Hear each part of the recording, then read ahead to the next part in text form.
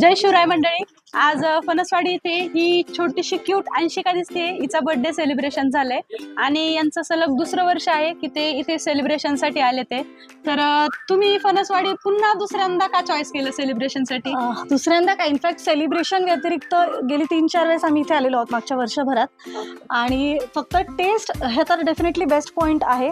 Plus the hospitality services, ज्या प्रकारे सगळा इथला स्टाफ खूप कोऑपरेटिव्ह आहे. सेलिब्रेशनची मजा निश्चित इथे आल्यावर द्विगुणित होते.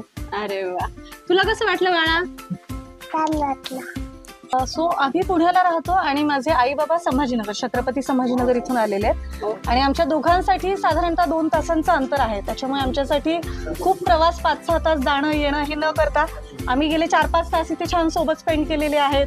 फूड क्वालिटी, टेस्ट, ॲम्बियन्स या सगळ्या गोष्टींमुळे तिच्या वाढदिवसाची मजा आम्ही घेऊ शकलो. उत्तम चवीसाठी, छान ॲम्बियन्ससाठी, वाढदिवस सेलिब्रेशन असो,